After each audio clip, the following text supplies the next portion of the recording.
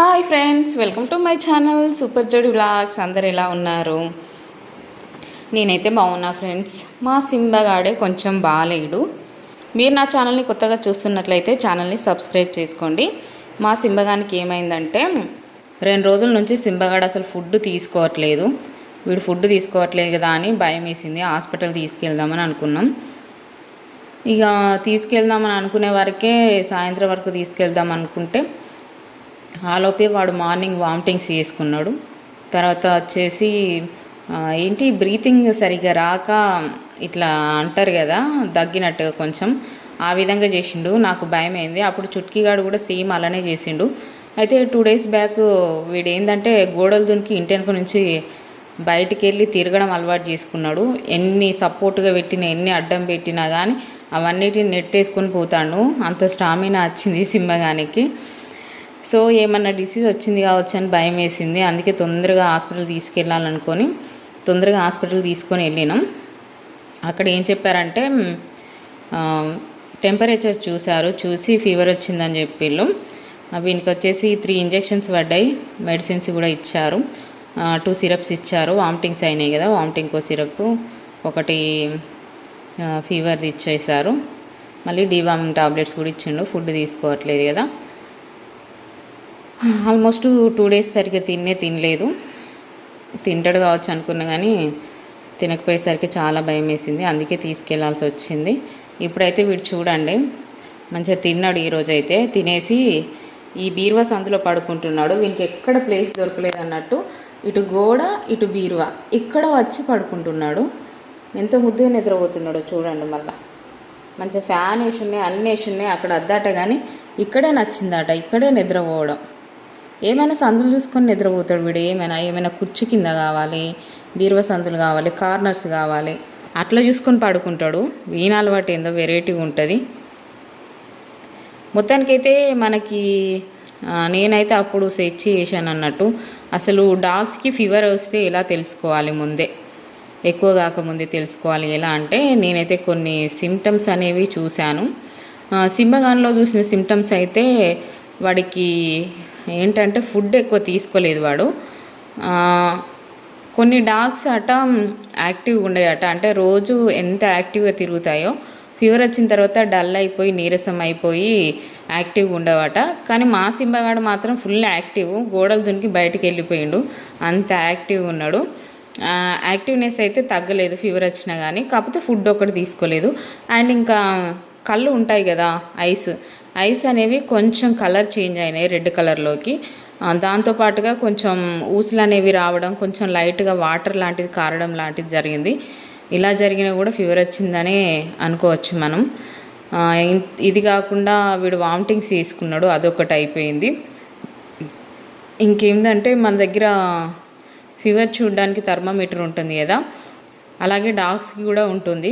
అది తీసుకొచ్చుకొని మనం చూసుకున్నామంటే మనకి తొందరగా అర్థమైపోతుంది ఫీవర్ వచ్చిందా లేదా అని చెప్పి.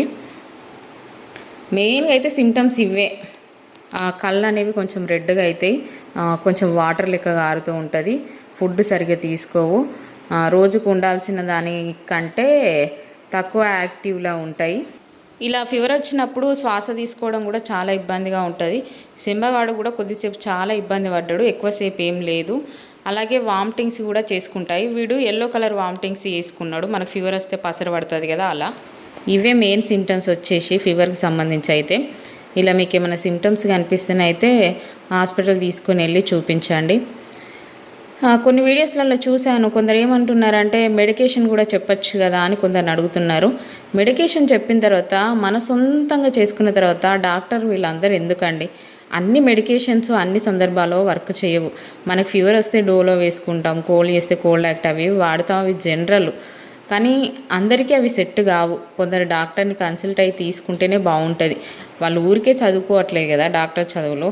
ఇక ఎవరికి వాళ్ళు తీసుకున్న తర్వాత ఎవరికి వాళ్ళు అది చేసుకున్న తర్వాత ఇంకా వాళ్ళని చదవడం ఎందుకు?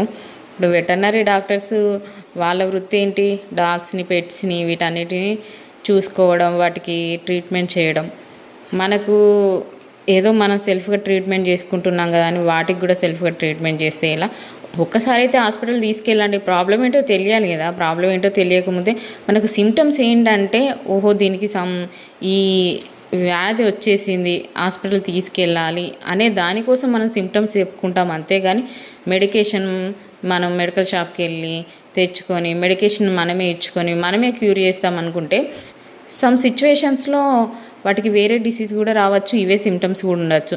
కొన్ని డాగ్స్ ఏంటంటే కొన్ని సిమ్టమ్స్ని బయటికి చూపించవు. ఎగ్జాంపుల్గా వస్తే మా చుట్కీగాడు చనిపోవడానికి 3 days ముందు మాత్రమే వాడు చాలా డీలా పడిపోయిండు, చాలా హెల్త్ ఖరాబ్ అయింది. యాక్చువల్గా కెనాన్ డిస్టెంపర్ వస్తే 1 week ముందు నుంచి 1 month ముందు నుంచి షివరింగ్ ఉంటుందట.